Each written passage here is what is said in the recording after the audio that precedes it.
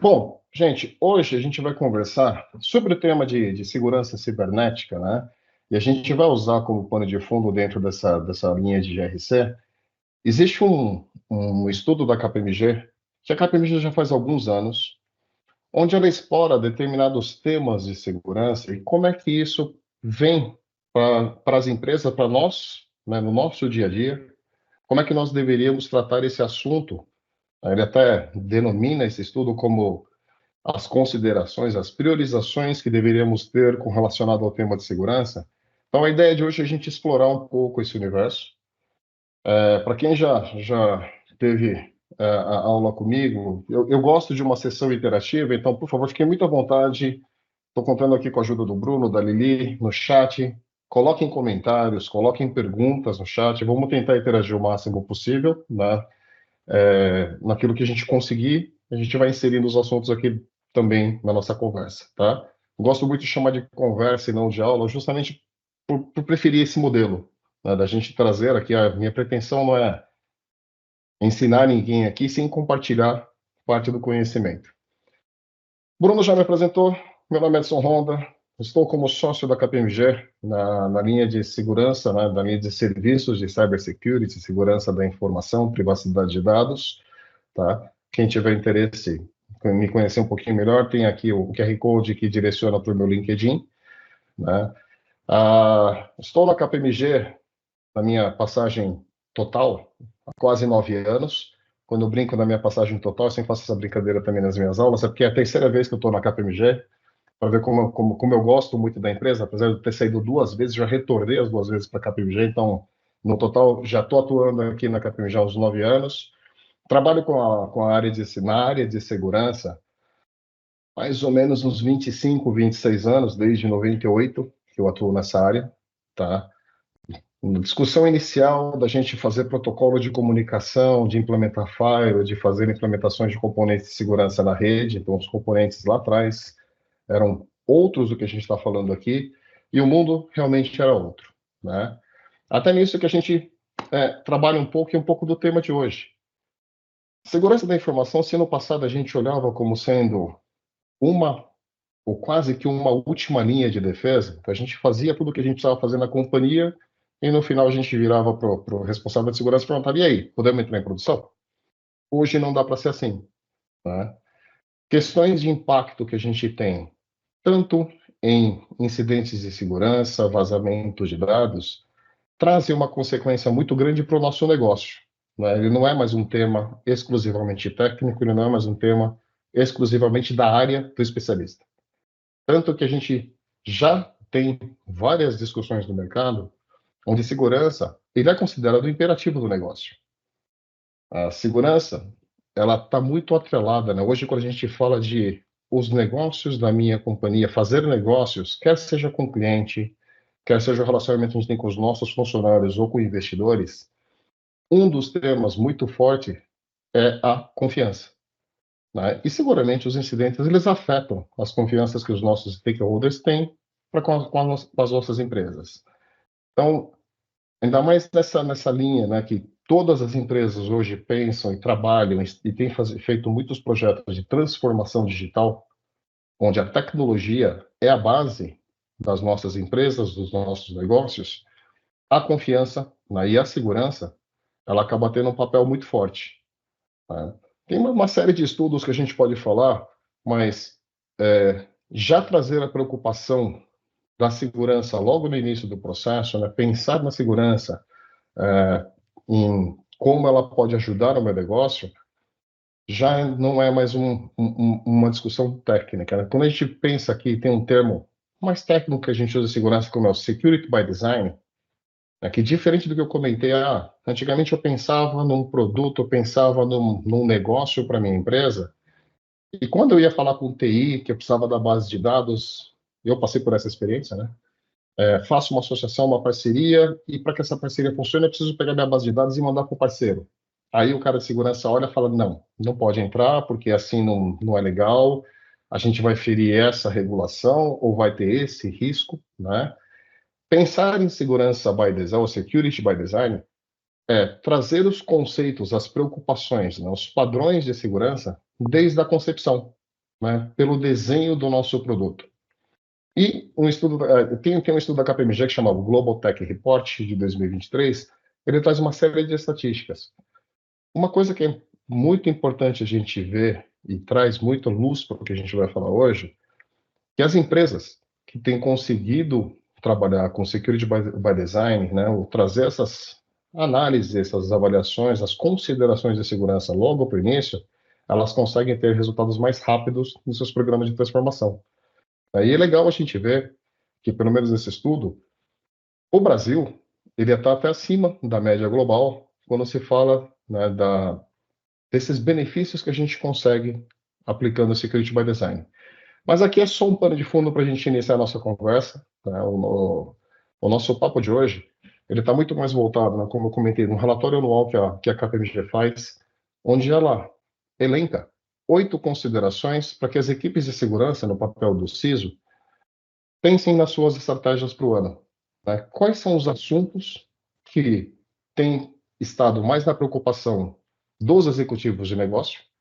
E aqui a gente coloca, o estudo ele está mais voltado para CISO, mas quando a gente vem e enxerga, né, CISO não pode ser o único responsável pela segurança.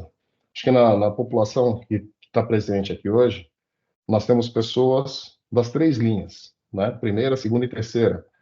A preocupação que a gente tem, eu, mesmo sendo um profissional de segurança, eu tenho meu papel como primeira linha, eu sou usuário. O que será que eu precisaria pensar como primeira linha?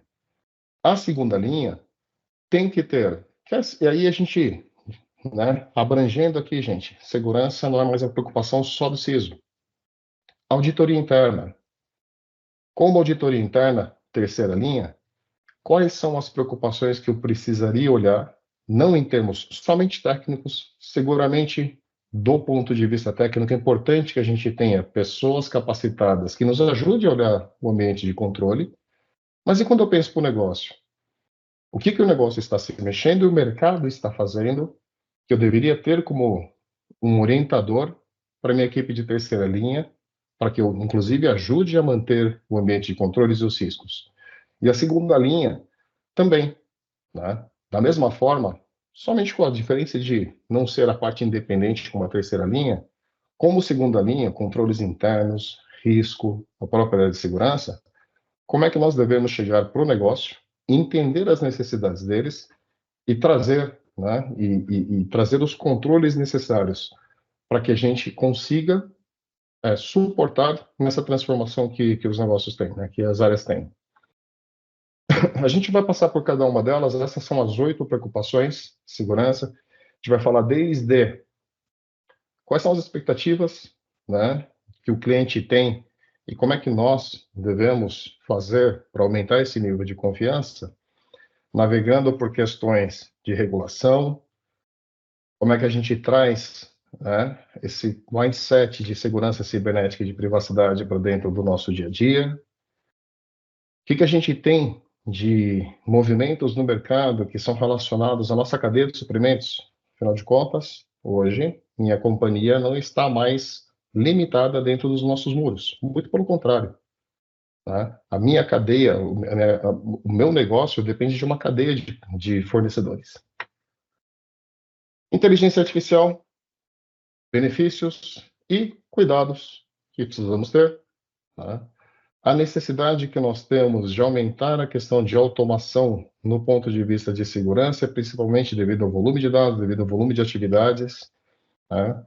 Questões de identidade que a gente também vai comentar. E, por fim, um termo que tem sido bastante falado no mercado, que é a questão da resiliência organizacional. Né? O que é, afinal de contas, a resiliência e por que isso está tanto na agenda da área de negócios? Como primeiro tema, a gente vai falar aqui, né, atender as expectativas e aumentar a confiança. O que isso significa? Quando a gente fala em confiança, estamos tratando das pessoas relacionadas, das pessoas importantes, dos nossos stakeholders corporativos. E aqui a gente pode listar funcionários, clientes, investidores, né? Mas principalmente os consumidores. Quando a gente fala em segurança cibernética, na verdade, quando o consumidor, o nosso cliente, está fazendo negócio com a nossa empresa, Seguramente ele tem a expectativa de que os dados que ele fornece para a gente estão protegidos e são utilizados para aquele fim que a gente acordou com eles, né? Ou seja, ele confia que nós vamos captar esses dados e faremos o devido uso para isso. Acho que a pergunta que fica interessante para todos aqui, e esse é o tema que é bastante tratado nesse capítulo do estudo, o quanto a segurança cibernética e a privacidade tem sido trazido nas discussões junto com o ESG. Se a gente olhar a sigla ESG, né, o Environmental, Social and Governance, segurança da informação tem muito relacionamento, principalmente com a parte de social e governance. Quando o cliente compartilha conosco os dados dele, ele confia que nós tenhamos a governança necessária para manter essas informações seguras. Isso porque a gente está falando aqui num ambiente onde, acho que aqui no Brasil, como a gente está em ano de eleição, já tem tido bastante, infelizmente, no evento do Rio Grande do Sul também tem mostrado muito. Deepfakes é uma coisa que tem aumentado muito, né? Ou seja, a capacidade que a pessoa tem de conseguir criar uma informação e tentar fazer com que essa informação pareça real tem sido muito grande. Como é que a gente consegue combater esse tipo de coisa? Será que nós estamos olhando para isso? Ou, novamente, estamos olhando para a segurança dos dados somente do ponto de vista técnico? Isso está para fora do nosso ambiente, tá? A segurança da informação ela desempenha um papel muito importante quando a gente fala com relação à ética da inteligência artificial, tá?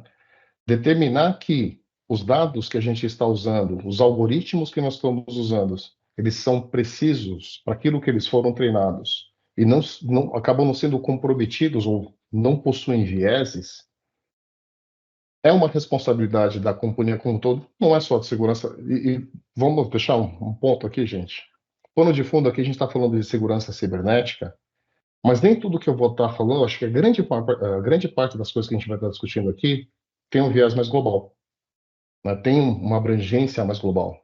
Tem, sim, uma relação com segurança, mas aqui a ideia não é a gente ficar discutindo controles de segurança, e sim trazendo temas para a nossa reflexão, para a nossa discussão, né, com relação a o quanto isso pode afetar as nossas empresas.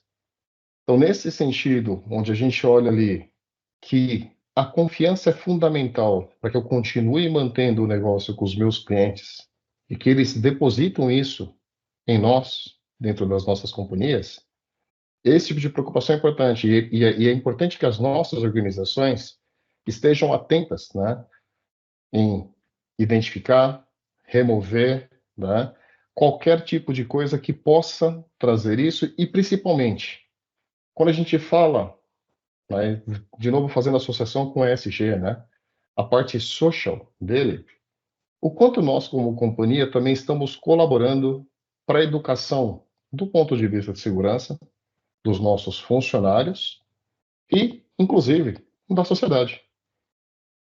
Alguns exemplos no mundo, não sei se vocês conhecem essa informação, mas mundialmente, outubro é conhecido como o mês da segurança cibernética.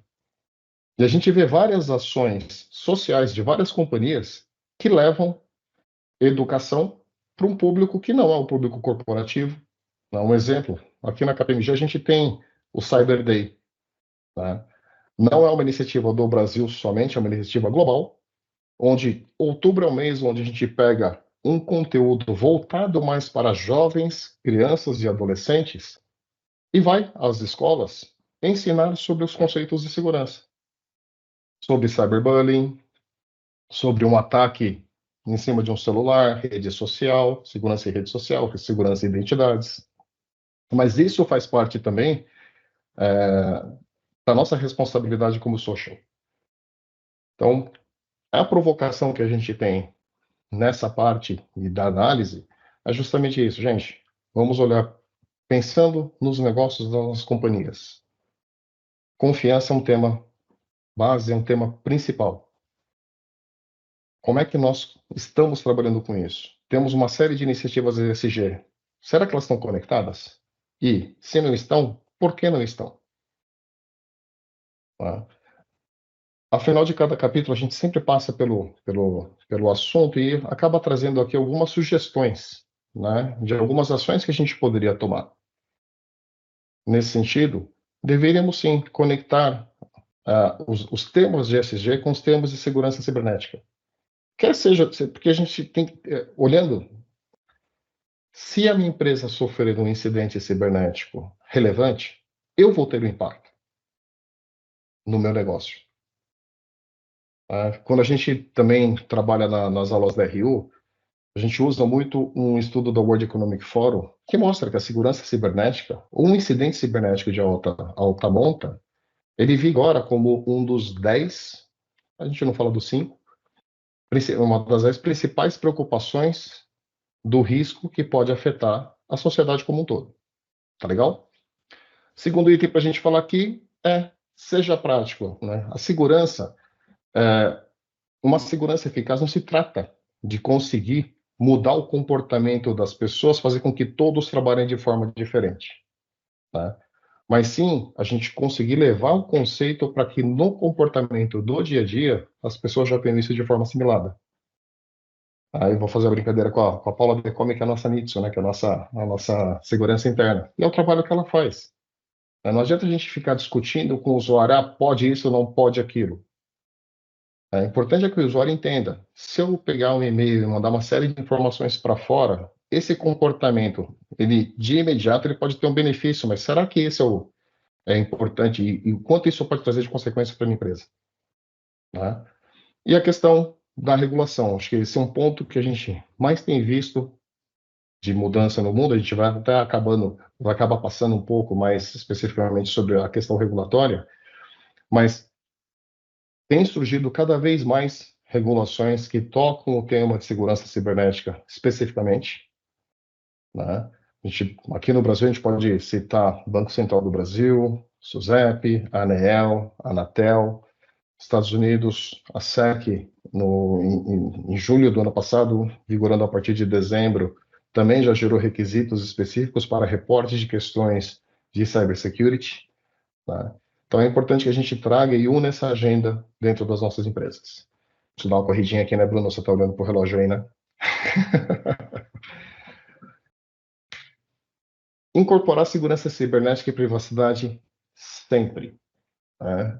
Até a cada apresentação a gente tem uma fala aqui de um sócio da KPMG, e isso traz uma reflexão importante, né? Se no passado a gente pensava que no perfil da pessoa de segurança 80% do skill dela deveria ser no 80-20, né, na regra 80-20.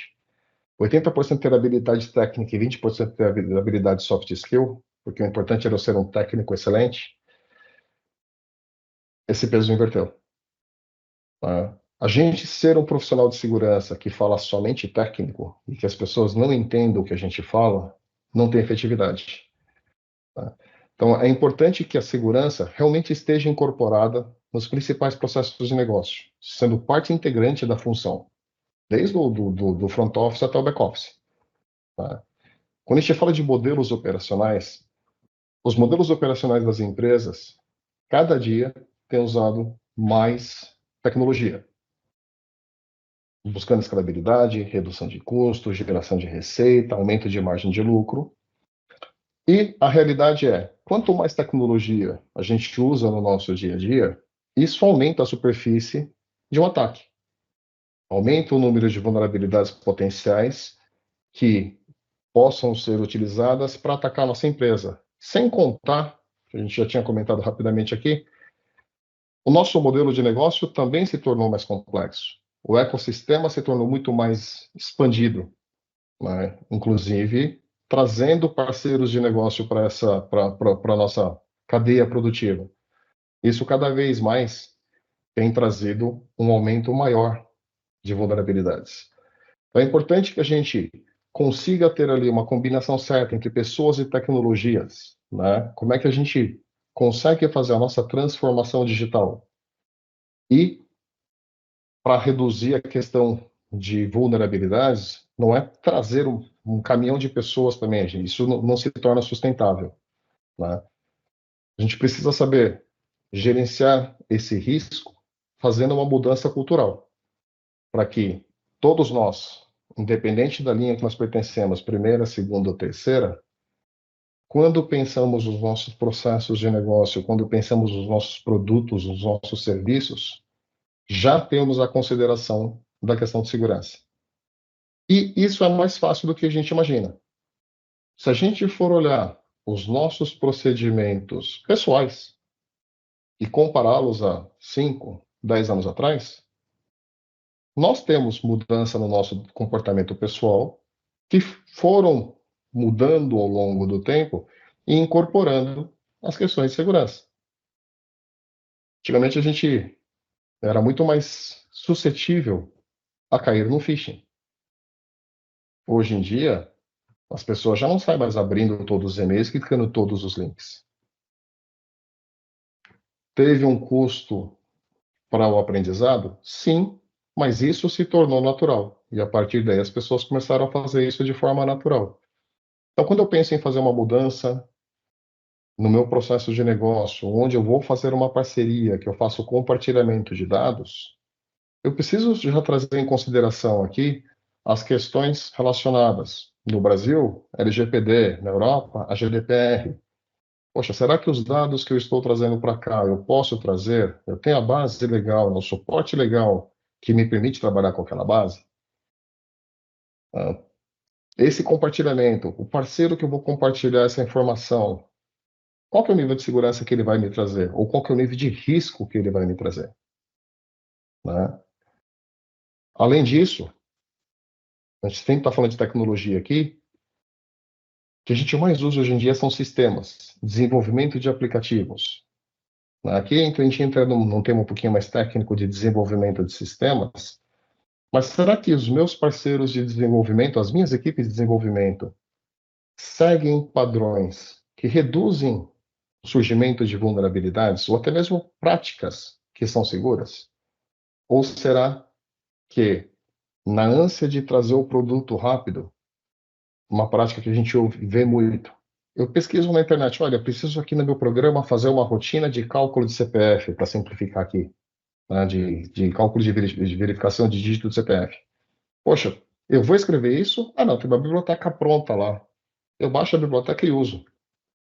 Mas eu tenho um procedimento para verificar se aquele código que eu estou baixando, que está disponível na internet, ele não tem nada a mais do que deveria?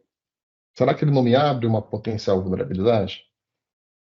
São mudanças de comportamento, são mudanças simples que reduzem a questão, né, de exposição. Além disso, né, quando a gente fala de incorporar a segurança cibernética e privacidade, sempre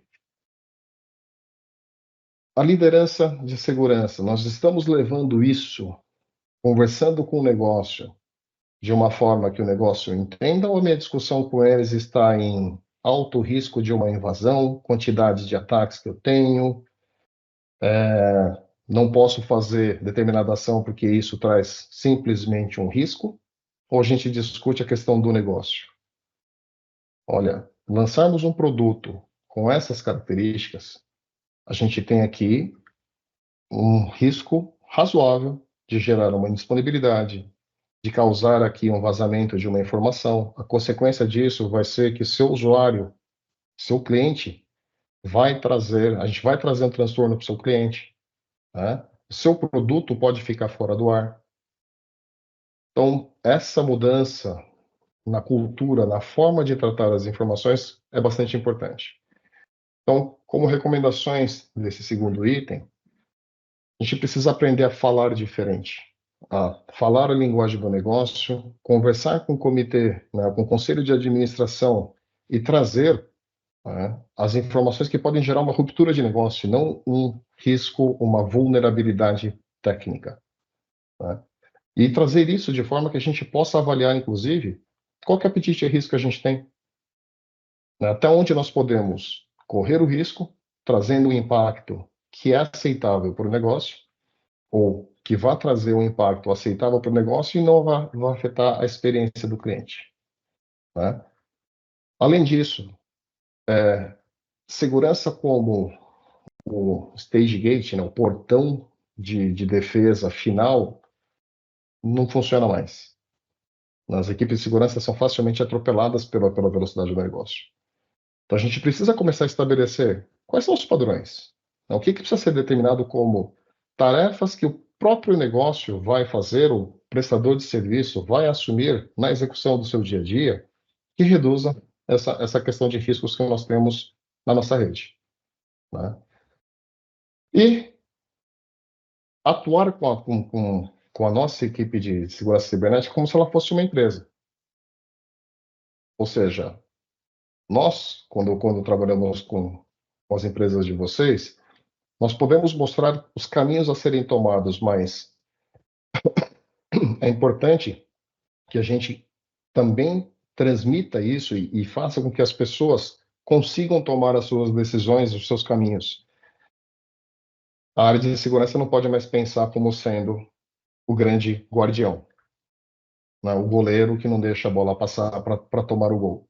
Então, seguramente a gente tem que estar pronto para ter discussões do ponto de vista de negócio, de olhar pontos de vista diferentes de segurança e chegar num acordo naquilo que, dentro do risco que o negócio aceita, o que a gente pode fazer. Pensando do ponto de vista de regulamentações, e aqui é uma área que a gente tem tido muitas mudanças, e acho que no mundo inteiro, né? Quais são os grandes desafios quando a gente fala em regulamentações? No Brasil, eu já citei algumas, e é interessante quando a gente olha, né, a grande mudança que a gente teve do ponto de vista regulatório no Brasil, acho que o grande marco foi o Banco Central lançando a regulamentação sobre segurança cibernética para bancos, depois estendendo para instituições financeiras.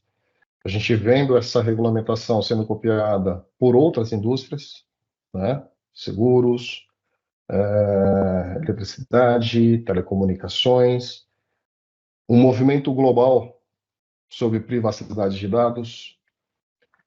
Por mais parecido que as regulamentações sejam, principalmente para as empresas que são globais, existe um desafio muito grande, porque não existe uma padronização. Eu preciso me preocupar com a regulamentação local, preciso me preocupar com a regulamentação global ou de outros países e dar um jeito de fazer com que as coisas se conectem, né?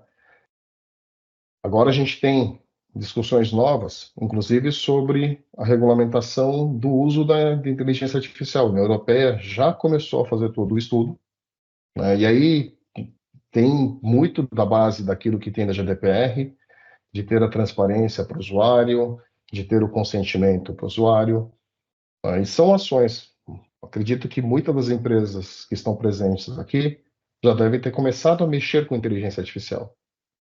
Até onde podemos ir? Até onde não podemos ir? Esse é o papel do regulador, né? E é importante a gente enxergar o quanto isso afeta e quanto a gente precisa ter essa integração entre no globo em si, né? Eu atendo aqui a América Latina. Se a gente for pegar o exemplo de lei de privacidade, se eu faço negócios com a Argentina, Chile, México, Colômbia, Peru, ou esses países já têm sua regulamentação de dados pessoais, ou estão em andamento. Será que se eu atender a LGPD, eu já estou compatível com os demais? Né? Ah, os desafios que a gente tem, né, com relação à regulamentação é muito dessa falta de padronização e a velocidade com que as regulamentações vêm surgindo e vão sendo alteradas. Então, isso exige que a gente tenha ali uma preocupação bastante grande, né, e uma atenção muito grande com relação a isso. Fora também, né, se a gente pensa do ponto de vista de negócio, os dados que nós coletamos, estando de acordo com o consentimento, com a aprovação do usuário, eles são importantes também para que nós possamos fazer negócio. Então, quando a gente vê aqui, né, ah, empresas que já fazem como ação compra e vendas de dados, gestão de consentimento, preferência, ética dos dados, né? E aí, posso continuar fazendo isso ou não posso? Do ponto de vista de negócio, isso me traz um benefício importante para novos serviços, para novos produtos. Agora, o quanto eu consigo fazer isso sem ferir a lei? Né? Pensando justamente na área que eu estou atuando. Então, você traz esse desafio bastante importante. Não? Se, por um lado, a, a própria tecnologia, né, que a gente tem feito hoje, muitos de vocês devem ter adotado o uso de nuvem. A grande parte das regulamentações que falam sobre segurança da informação se preocupam em onde país, né, localização geográfica, os dados estão sendo armazenados, processados e fazem ali toda uma exigência com relação a essa parte de cross-fronteira. Né? Por um lado, eu tenho um apelo muito forte, porque essa tecnologia me dá vários benefícios, inclusive de alta disponibilidade. Por outro, eu preciso me preocupar e olhar para o que as regulamentações pedem, justamente para que eu não corra o risco de sofrer uma sanção.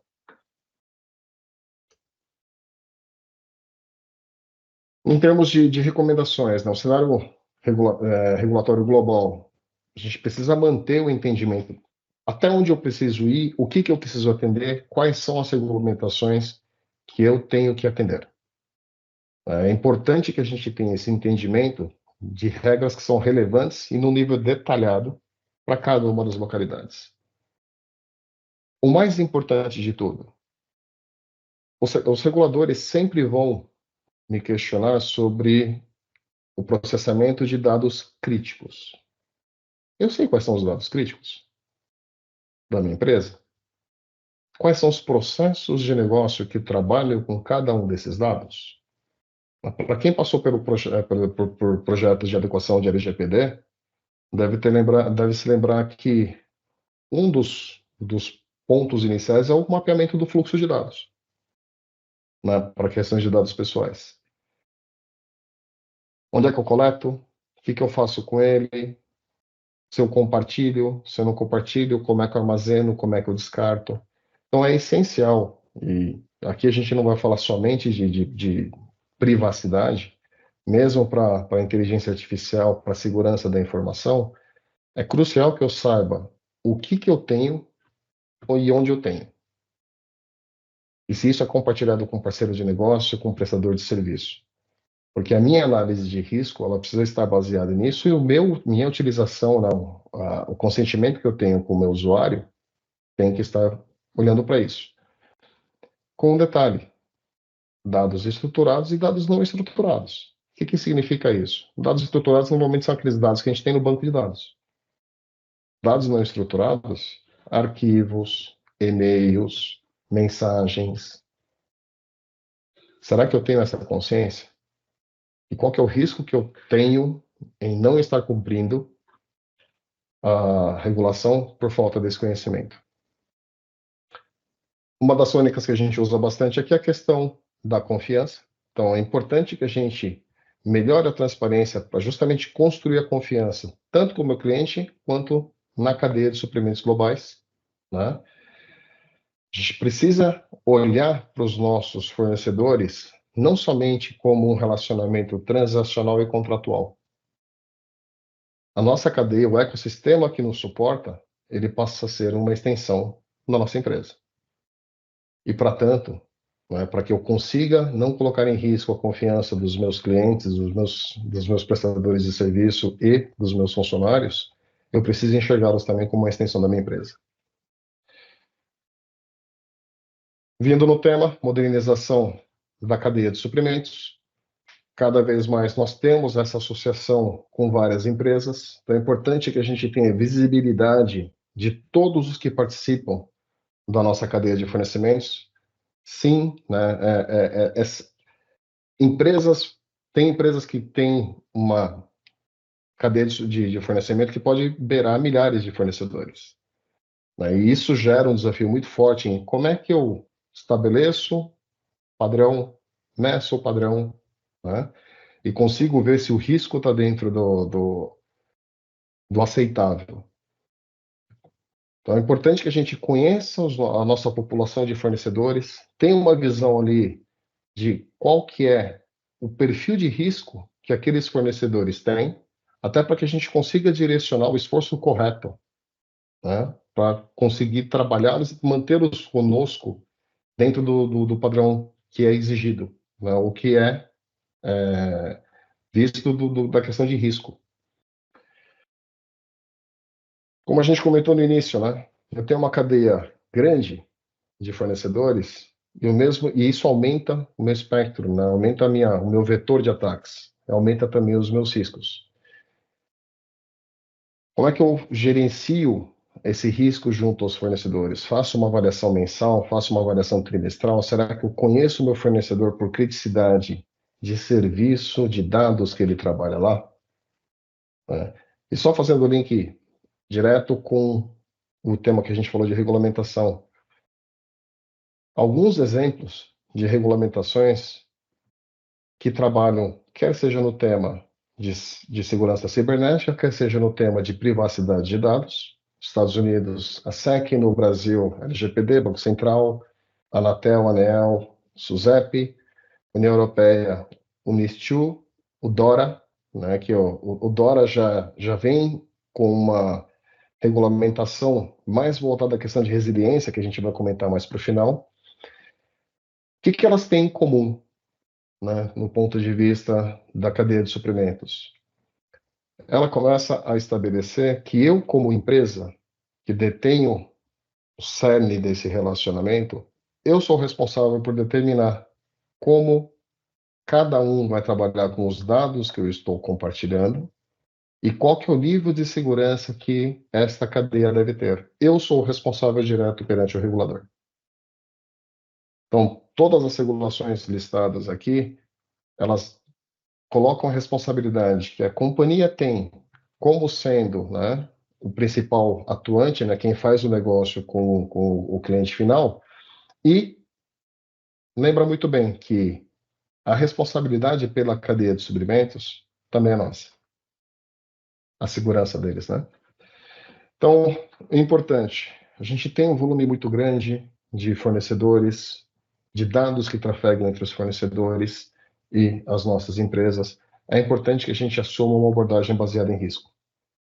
Uma abordagem tradicional, onde nós vamos um a um, né, fazer um teste no fornecedor, avaliar o fornecedor, fazer uma auditoria, quem sabe, ela vai requerer um esforço muito grande. Então é importante que a gente tenha abordagens diferentes para fornecedores diferentes baseado no risco. Alavancar a própria tecnologia a nosso favor, né? Lance mão de uma automação inteligente para que você consiga, dentro do perfil de cada fornecedor que for estabelecido, ver e avaliar o risco desse fornecedor, né? Ou até mesmo fazer uso de uma inteligência compartilhada, crowdsourcing. Podemos lançar mão também de uma série de serviços que já trazem uma inteligência sobre potenciais riscos, potenciais vulnerabilidades existentes e fazer esse compartilhamento. Afinal de contas, muitos fornecedores são comuns. Legal? Vamos lá, tem mais 15 minutinhos aqui. Inteligência artificial. Inteligência artificial, como uma tecnologia nova, ela traz para a gente vários desafios, né? E dá para a gente listar tanto o lado que pode nos ajudar, quanto os lados que podem trazer risco, né? Ainda nós temos uma parte de regulação de como usar, né, que possa trazer ali, que a gente chama de guardrail, a limitação de como utilizar, ainda está limitado, né?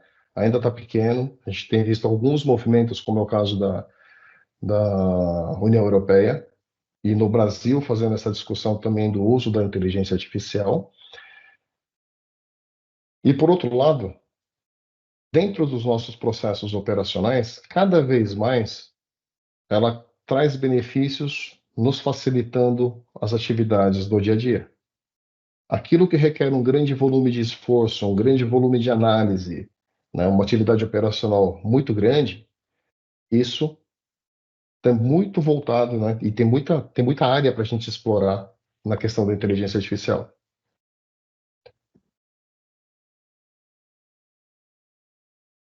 O importante é que a gente consiga buscar esse equilíbrio entre, né, como a gente comentou no início, a questão do viés, da transparência sobre o uso da inteligência artificial, né, lembrando da questão de responsabilização sobre o uso, sobre vieses, né, da privacidade do dado. A gente precisa de muito dado para conseguir fazer com que a inteligência artificial trabalhe. Então, a gente já tem as mesmas preocupações que a gente tem com relação à proteção de dados, né? Então, a gente precisa buscar um equilíbrio, né? O desafio nosso está em buscar o equilíbrio entre a inovação e as preocupações que a gente tem relacionadas à segurança e à privacidade de dados, né?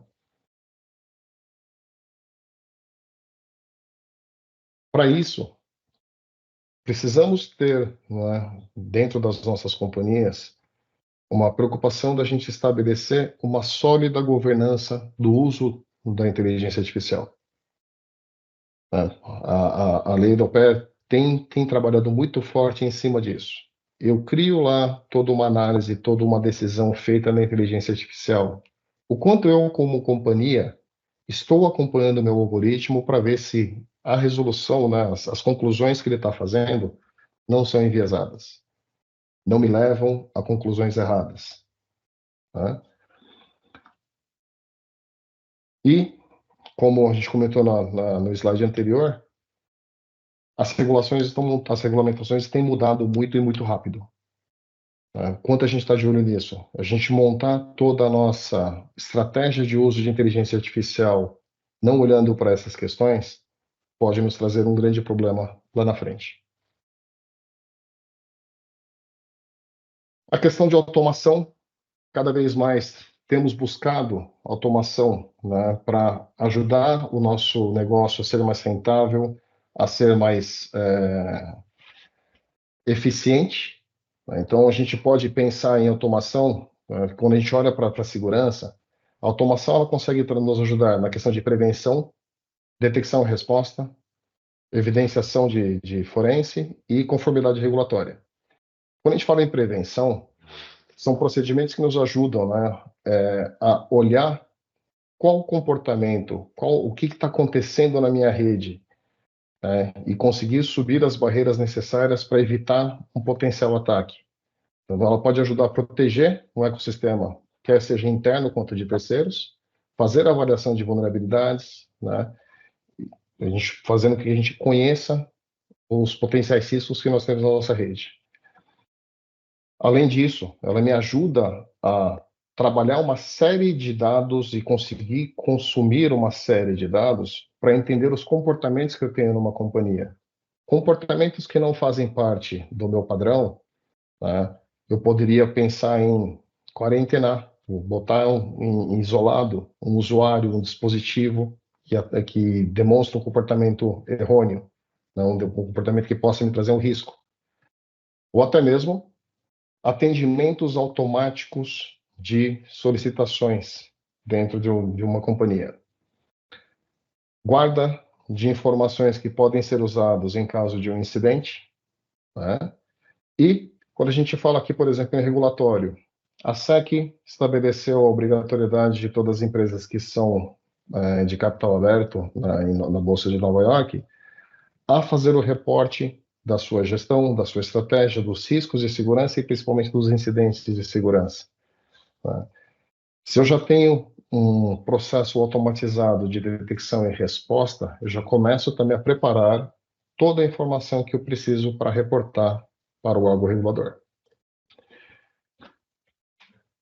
Quando a gente fala em automação, não é criar robôs ao léu, não é fazer as coisas, né, simplesmente substituir uma atividade operacional por uma atividade automatizada. É importante que a gente enxergue qual que é o benefício que eu tenho a curto e longo prazo, né, e que essa automação ela esteja alinhada com as prioridades que eu tenho na companhia, pensando justamente nos valores que ela busca, a redução de custo, melhoria do desempenho e assim por diante.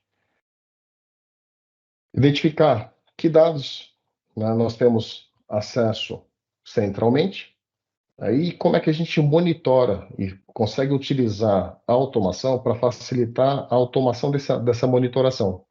Isso é uma atividade que pode ajudar as três linhas, quer seja a execução, quer seja na linha independente.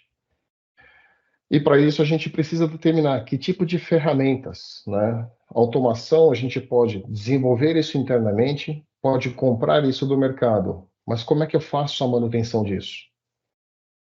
Isso, vamos tomar cuidado também para que a transformação tecnológica daqui também não me traga mais vulnerabilidades. Por isso da importância da governança em cima de todo esse processo.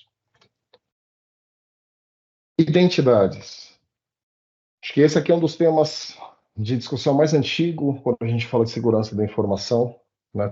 E é um tema mais abrangente, porque nós somos detentores de identidade como usuários finais, né? E muitos de nós, como segunda, terceira linha, somos, né, verificamos se as identidades elas estão bem gerenciadas, porque elas são os principais pontos de um ataque.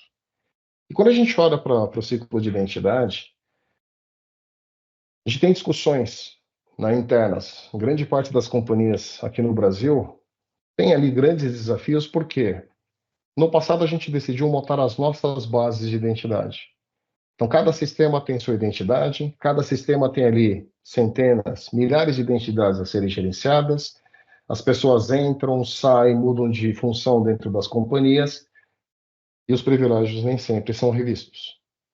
Então, quando se pensou no passado de eu vou tomar conta disso, afinal de contas, eu vou montar as minhas bases porque eu tenho um controle total, eu trouxe para dentro de casa também uma série de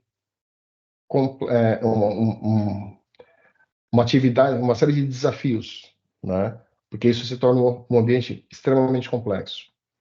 Mais recentemente, a gente sempre se preocupava com as identidades internas.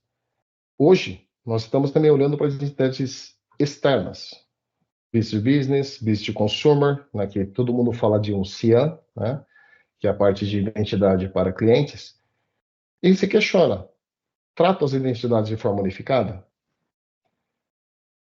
Outras coisas que têm trazido desafios para a questão de identidades. Senhas. Senhas tem sido um dos elos mais fracos dentro de um processo de autenticação, né? A gente discute bastante isso lá nas nossas aulas da RU. O quão fácil é quebrar uma senha, o quão difícil é quebrar uma senha. E na contramão, se eu boto uma senha complexa, uma política muito complexa, o usuário vai escrever ou vai esquecer. Então a gente tem visto muitos movimentos de uma senha versus um fator de autenticação, comportamento, localização, dispositivo ou biometria, que traz pelo seu desafio a deepfake. Não sei se vocês já tiveram oportunidade, além da deepfake, falar da questão de informações falsas. Muitos atacantes já estão usando a deepfake, a criação da IA, a utilização da IA, para gerar imagens e vídeos falsos. Eu já vi um ataque de phishing acontecer onde acessaram uma pessoa de uma empresa, criaram todo um call por IA, interagindo com a pessoa e fazendo com que a pessoa acreditasse que ela estava falando com os executivos da empresa. Então, essa capacidade que você tem, utilizando tecnologia, de fazer vídeos falsos, será que elas ameaçam a autenticação por biometria? O quanto está faltando para os atacantes conseguirem avançar para chegar nisso, né? E aí a gente vê movimentos que trazem outros tipos e talvez seja, né, que aí é justamente o que o título quer dizer. A identidade, ela tem que ser do Honda, não necessariamente do Honda da KPMG. A federação, né, hoje na KPMG eu uso um sistema de CRM que está alocado fora e eu uso a minha identidade da KPMG para fazer a autenticação lá, num modelo de autenticação federada. E vendo movimentos no mercado que já começam a fazer discussões sobre ter uma base unificada de identidade, como é o caso da Austrália, que ela tem lá o TDIF, onde ela estabelece todo um padrão para que haja uma base centralizada com toda a segurança, para que ela possa ser compartilhada e acessível, e eu evite que todo mundo precise criar as suas bases. Ela vai ser a base central, tá? Então, nesse termo de identidade, pensar numa abordagem flexível, né? A gente precisa olhar para o ambiente regulatório, que está em constante mudança,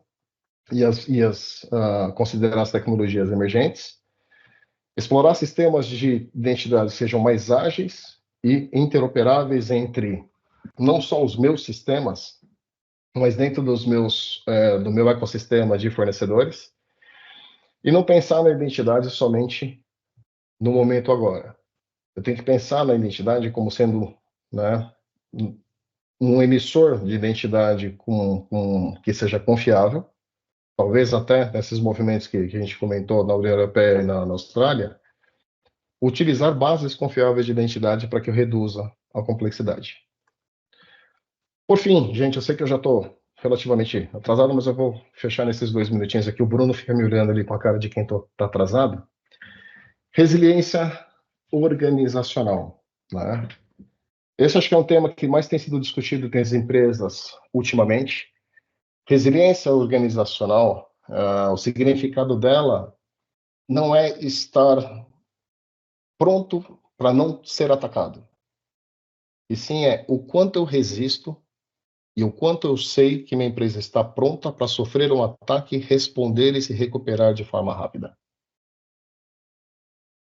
A grande diferença que a gente tem nas discussões, né, porque, sem dúvida, gente, um ataque, ele fere, né, aquilo que é o conceito lá da confiança que os nossos clientes podem ter na gente. A gente não pode prometer para o nosso cliente que a gente não vai ser atacado. Mas como é que eu mostro que o cliente pode confiar na gente? É respondendo de forma rápida, estando pronto para responder de forma rápida e dar a transparência necessária para trazer isso para os nossos clientes. A grande diferença entre resiliência e continuidade de negócio, a gente quiser trazer dois conceitos, um conceito conhecido e um conceito novo, a resiliência é uma questão estratégica, né? A capacidade que a gente tem de adaptar e resistir a um incidente.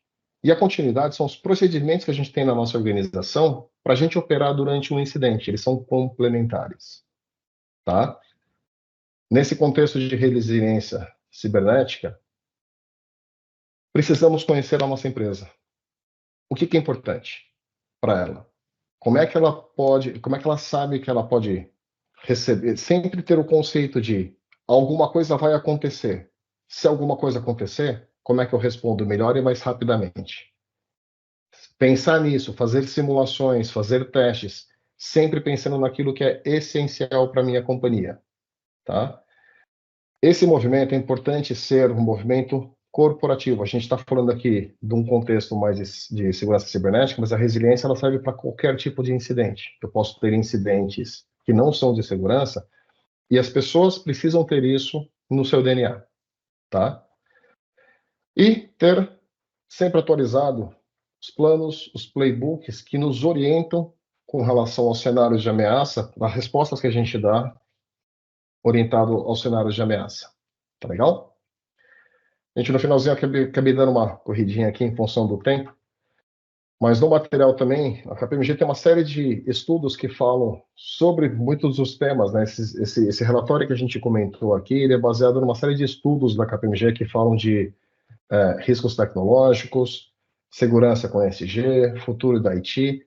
Todos eles estão disponíveis no site da KPMG, né? Se não no Brasil, no global. E é interessante para quem quiser se aprofundar um pouco mais em cada um dos temas. Tá legal? Bom, Brunão, entreguei com 2 minutinhos de atraso, cara. Perfeito, Honda. Melhor é impossível. Com tanto conteúdo aqui para apresentar para o pessoal, muito obrigado novamente pelo suporte. Quero abrir, pessoal, para vocês para perguntas também. Eu vi que o Lourival ele levantou a mão em um determinado momento ali para perguntar, fique à vontade, Lorival, mas só convido vocês também, aos nossos ex-alunos, a gente fica muito, alunos atuais, nós ficamos muito felizes com a presença de vocês aqui no Risk University Insights. Para quem não conhece o Risk University, eu convido vocês a convidar pelo QR Code que a gente está projetando e pelo link que eu vou deixar aqui na tela também, no chat para vocês. E a gente abre para as perguntas, fiquem à vontade. Lorival, fique à vontade também, se você quiser fazer a sua pergunta, vi que é um momento ali, você levantou a sua mão, fique à vontade, tá? Pessoal, muito obrigado pela presença e participação, quem conseguiu ficar até agora também aqui com a gente, tá? Mas quem tiver alguma pergunta, a gente está à disposição. Fiquem à vontade para abrir o microfone e interagir aqui com o Honda. E fica o convite, gente. Risk University, vou puxar a sardinha para imersão, tá? A experiência da imersão foi muito legal. Quem tiver oportunidade, participe, vale a pena. É o presencial, né? Essa dinâmica, principalmente, facilita muito, né, Honda? As discussões, é muito, muito bom. Seguramente. Boa noite, Honda. Como vai? Boa noite. Tá falando. Sou ex-aluno do Risk University. Gosto muito das suas aulas, essas conversas bem interessantes. Parabéns pela apresentação. Obrigado, nós estamos bastante preocupados aqui, Honda, com uma coisa que você comentou com relação à segurança, que é justamente a governança do uso da inteligência artificial, né? Você comentou sobre, por exemplo, você buscar uma biblioteca na internet e ter todos os cuidados necessários com a segurança dessa biblioteca, né, e ter os mecanismos adequados para medir isso, né? E aí eu queria que você falasse um pouco de como que a gente está com relação, porque eu fui numa palestra recentemente, num evento da Microsoft, e eles disseram, um cliente lá disse que eles construíram 1 milhão de linhas de códigos usando inteligência artificial. E aí entra um pouco essa preocupação que você comenta. Como é que a gente verifica a qualidade, né, e a segurança desses conteúdos que estão sendo produzidos, né? É claro que tem especialmente esses conteúdos que estão dentro de organizações, especialmente uma organização grande, tem conteúdos mais contornados, né? Mas eu acho que ainda assim é uma grande preocupação. Como é que está isso no mercado? Como é que você poderia falar para a gente sobre isso? Você já tocou um dos principais pontos, tá, Rigolon? Tem muito da confiança que você tem na fonte que está te fornecendo aquela informação. Então, uma coisa é eu utilizar um conjunto, uma biblioteca fornecida que é de um fornecedor que você tem confiança. Isso é uma coisa, tá?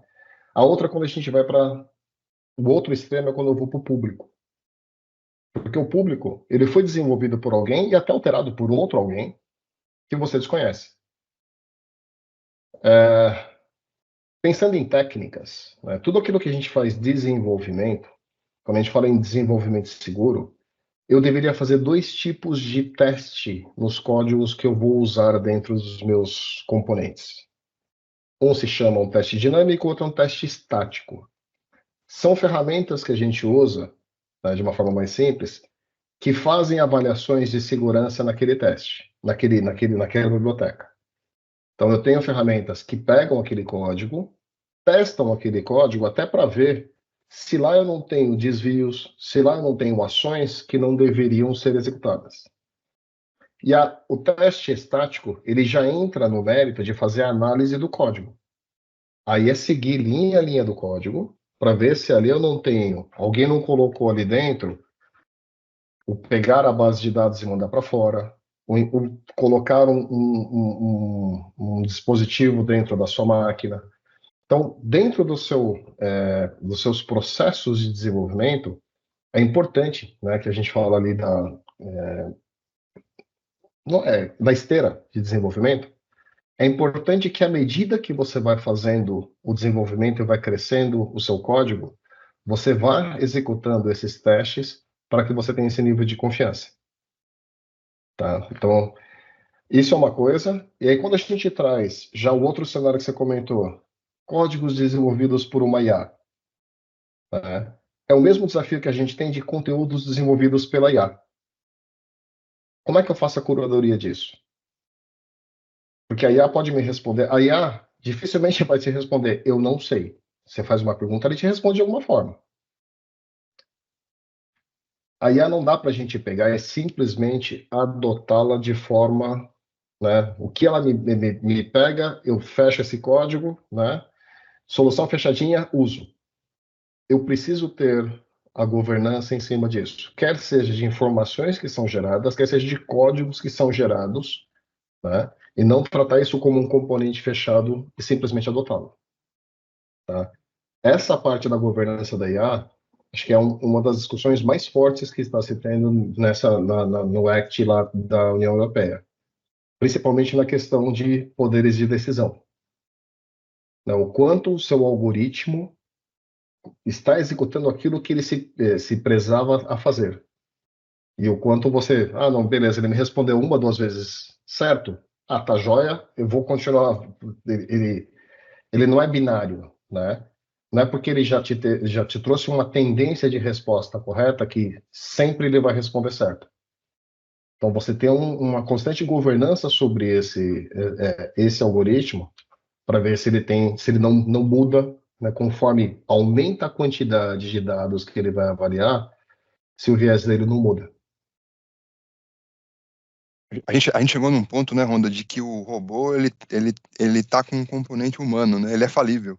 A inteligência artificial, ela não é precisa, né? Ela é falível. Então, ela está se aproximando do ser humano justamente nesse componente de ser falível, né? Então, por isso que você comenta, é impressionante isso, né? Porque antigamente era binário, ou é ou não é, né? Era cálculos matemáticos que te dão uma resposta precisa. É isso, 1 mais 1 é 2. Aí você pergunta para o robô, ele fala que é 3, mas tá maluco? Não, é que eu vi aqui, alguém falou que era 3 e eu achei que era 3 também. A brincadeira que eu faço na Rigolão, mesmo a gente, na inteligência humana, se eu perguntar se 1 mais 1 é 2, a resposta, na verdade, depende, né? Você está fazendo soma de inteiros ou você está fazendo soma binária? Se for soma binária, a resposta é 1. Pois é. É verdade. Então, mas veja, a gente está nesse ponto, né, eu tenho pensado um pouco sobre isso, né, de que a inteligência artificial se aproxima da inteligência humana à medida que ela não é precisa, né, à medida que o algoritmo na verdade, tem uma probabilidade de estar certo, mas também tem uma probabilidade de estar errado. Bacana. O curioso também é assim, né, que se a gente pegar ele tem esse componente de falhabilidade. Na verdade, ele não tem 100% ele nunca te dá 100% de certeza. Qual que é a grande vantagem? Você, a gente consegue analisar uma quantidade limitada de dados. Ele consegue analisar uma quantidade infinitamente maior. Então, a conclusão dele, potencialmente, é melhor que a minha. Se a gente pegar qualquer profissão. Se eu vou estudar resoluções que aconteceram, decisões que aconteceram jurídicas com base em determinadas situações. Eu, como um bom advogado, tenho o meu conhecimento e vou trazer lá as jurisprudências, as coincidências, não sei o quê. Coincidência não, né? Mas as jurisprudências e as similaridades. Imagina ele conseguindo fazer isso em milhões de casos. É uma desvantagem muito grande que a gente tem. Mas, né, realmente, ele não é um programa binário. E você dá as informações, ele vai te dar a resposta, beleza, segue adiante. Legal. Tainara, você abriu a câmera, você também tem alguma questão? Não, é mais um comentário e entra um pouquinho numa dúvida, mas eu queria mais ver qual seria a sua dica nessa situação.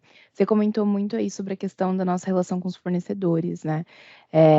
Isso é uma coisa, eu estou entrando agora na área de cyber, principalmente na parte de governança, e eu entro aí nessa estatística aí do 80-20, que é mais soft skill do que hard skill.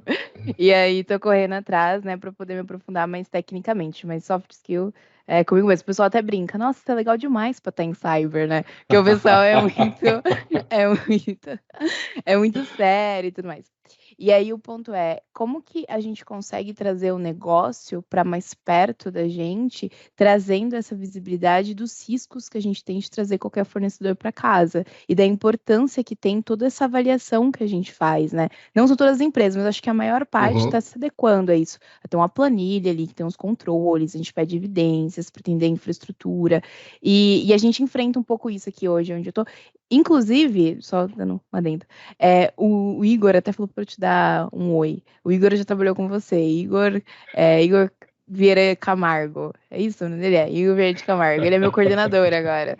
E aí ele me falou, vai lá conversar com o Honda, que ele vai te ajudar aí nos seus novos desafios. Manda um abraço para ele.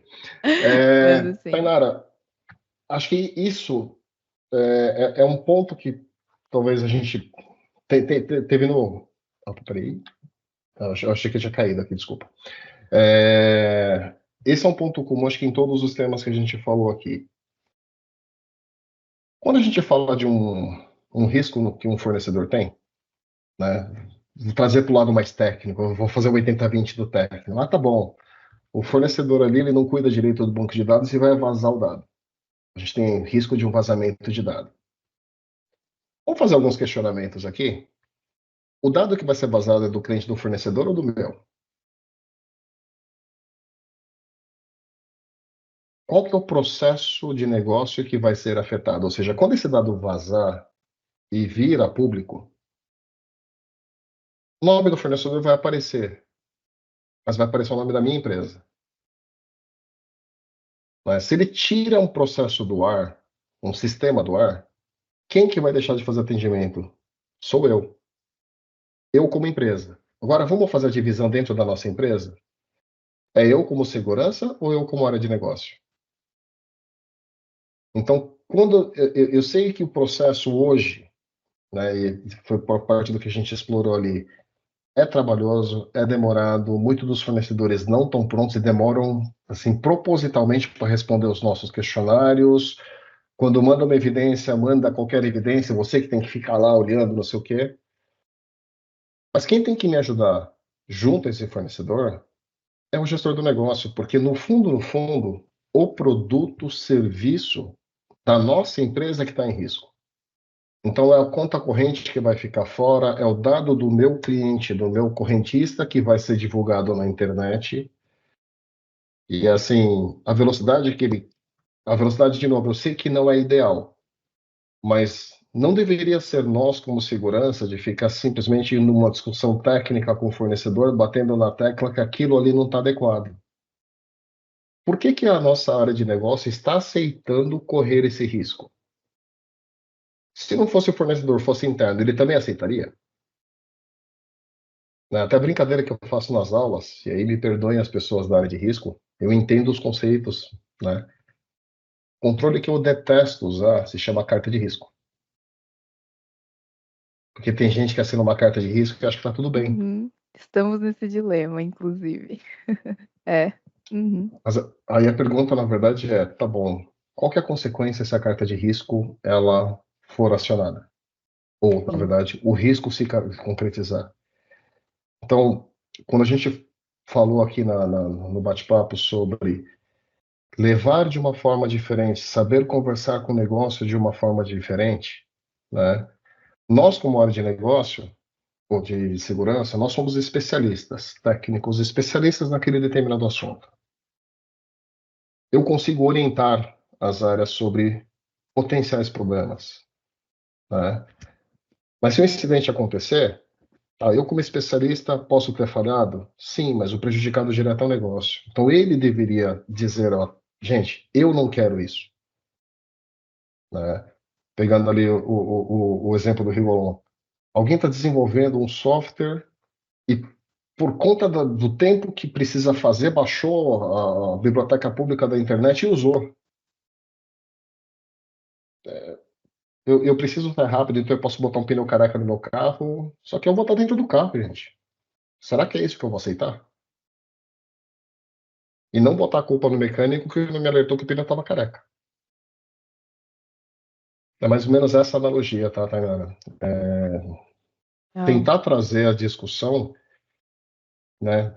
Tentar sair do técnico, é uma vulnerabilidade, é patch que não é implementado, é não sei o quê, para traduzir, olha, se isso aqui se concretizar, este produto, esse serviço sofre essa consequência.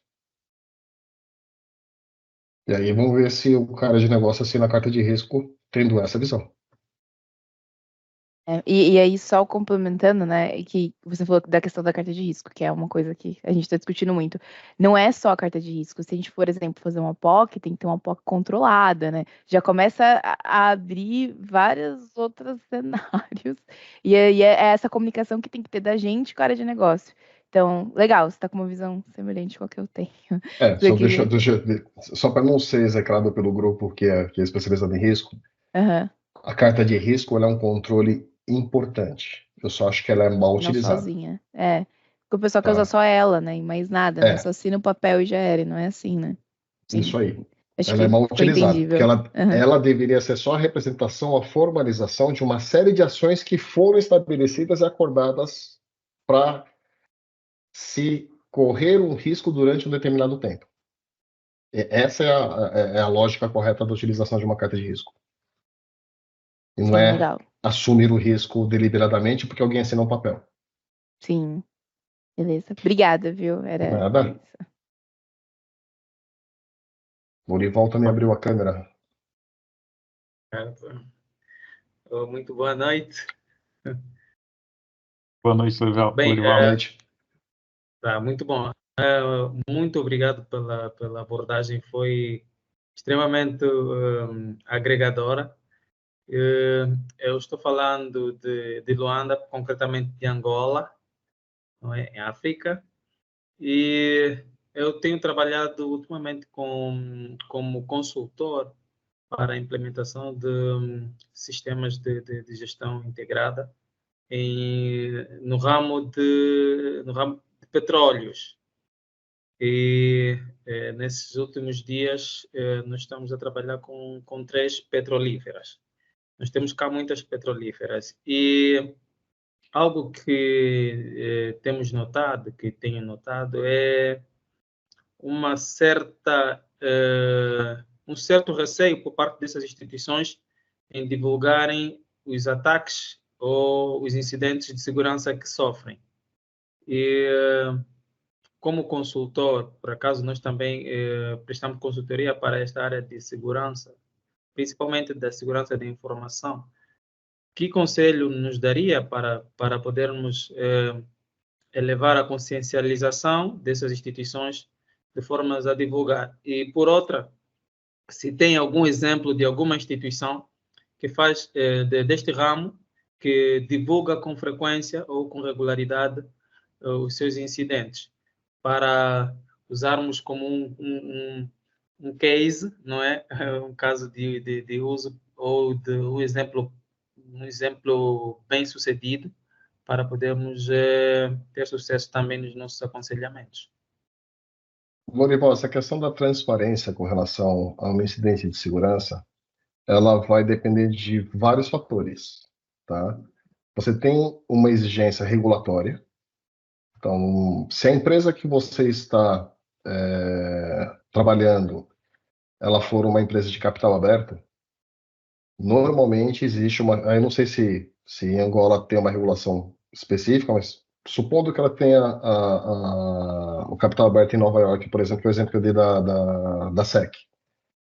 Certo. A SEC requer ser notificada dos incidentes que são relevantes. Isso é uma obrigatoriedade. Se ele não fizer isso, ele está indo contra a regulação, contra o regulador. Certo. Aqui no Brasil, por exemplo, instituições financeiras também têm essa obrigação. Quando existe um incidente relevante, e o relevante vai depender de uma série de fatores, tá? Tem toda uma questão do impacto no negócio, ele também tem que notificar o regulador. A notificação para o público passa por toda uma discussão interna, né? Porque a gente brinca também nas aulas da RU lá, não adianta a gente também pegar, assim, o quanto a gente fala para o mercado ou não vai depender muito do incidente que está acontecendo, porque também você pode gerar pânico. Sim. né? Muitas vezes acontece um incidente, ele gerou determinadas consequências, então você precisa ter, dentro da governança corporativa da empresa, uma disciplina que se chama gestão de crise. Então, imagina a própria petrolífera. Vamos sair do âmbito de incidente de segurança. Vamos para um incidente numa plataforma. Ela tem que comunicar, não tem? Ou não? Entendeu? Esse é o ponto. Então, você tem que olhar a sua indústria, você tem que olhar o que o regulador pede, porque a gente simplesmente virar para o mercado e falar, fui invadido, o que também eu estou colaborando com relação a isso? Isso até é uma provocação que a gente faz no Situation Room.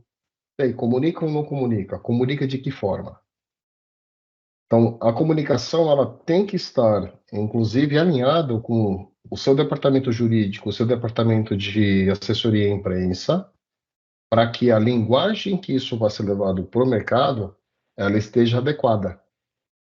Que a gente simplesmente mandar um comunicado que eu fui invadido, eu gero um pânico público. Certo. Né? Eu vou estar usando uma transparência errada. Né? Então, eu não posso ter os dois excessos. O não dizer nada e simplesmente acobertar tudo o que acontece, mas também compartilhar de forma desordenada, compartilhar de forma exacerbada.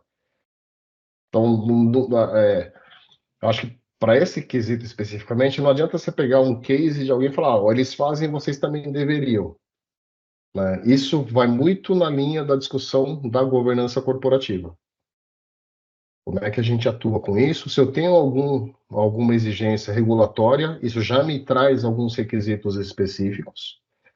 Se eu tenho alguma exigência de mercado, né, quando a empresa é pública, por exemplo, esse movimento todo que a SEC fez da nova release que ela lançou no passado, o objetivo dela é transferência para o investidor. Mas ela também coloca lá na release que não é para a empresa chegar e falar, então, gente, eu fui invadido, eu tenho um problema. Não, peraí. A partir do momento que você sabe que um incidente relevante aconteceu, você começa a nos comunicar. Você vai investigando, vai fazendo a sua avaliação e vai nos atualizando. E aí, essa informação é que se torna pública, via SEC, que aí tem está muito ligado com a resiliência. A gente dizer que nossa empresa nunca sofreu um ataque não é verdade. Agora, sofrer ataque também é normal? É. E se o ataque for relevante, talvez eu precise dizer por quê. Porque isso vai me gerar, inclusive, consequências operacionais. Eu posso sair do ar, eu posso ter cessão de operação durante um tempo, eu posso prejudicar parceiros de negócio. Então, a comunicação ela tem que seguir todas essas camadas e essa avaliação. Tá bom? Muito bom. Obrigado. Ótimo. Eu que agradeço. Obrigado, Lorival. Bom, pessoal, muito obrigado, né, para você que conseguiu ficar até agora com a gente. Agradecemos a participação aqui em mais uma edição da RU Insights. Em breve divulgaremos a próxima edição, com um tema aqui diferente também. Conda, novamente, muito obrigado pelo suporte nessa edição do RU Insights. Desejo para vocês a todos uma ótima noite e nos vemos na próxima. Muito obrigado, pessoal.